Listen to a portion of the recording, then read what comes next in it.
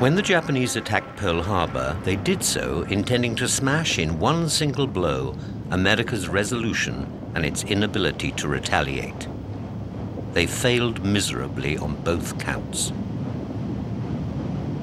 The Japanese sank, or badly damaged, 7 antiquated American battleships. But since they were lost in harbor, many of their crews were saved, and all but 2 of the ships were salvaged. The raid also left most of Pearl Harbor's shore installations intact.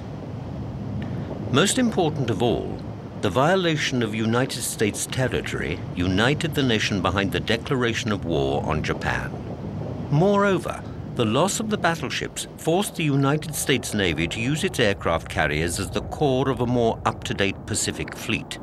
Yesterday, December 7th, 1941,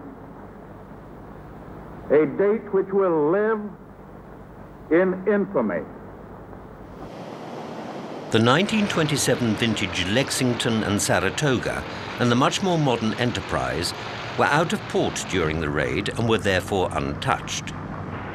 By 1942, they were joined by the Enterprise's sister ship, Yorktown, and the newly completed Hornet. These carriers were well fitted to take the offensive, for they carried a large number of effective fighters and dive bombers. The Commander-in-Chief of the Central Pacific Fleet in 1942 was Admiral Chester William Nimitz. Within weeks of his appointment, this great leader transformed the morale of his men, infecting them all with his own confidence in a final Allied victory. Following his appointment, Nimitz decided to mount a series of raids on Japanese-held islands in the Pacific. The main reason for these raids, apart from harassing the Japanese, was to maintain the morale of his crews and give them valuable operational experience.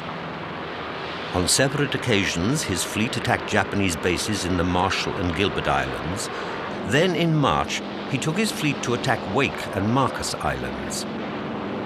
These strikes were by no means small, and the damage inflicted on all targets throughout the first few months of 1942 was considerable.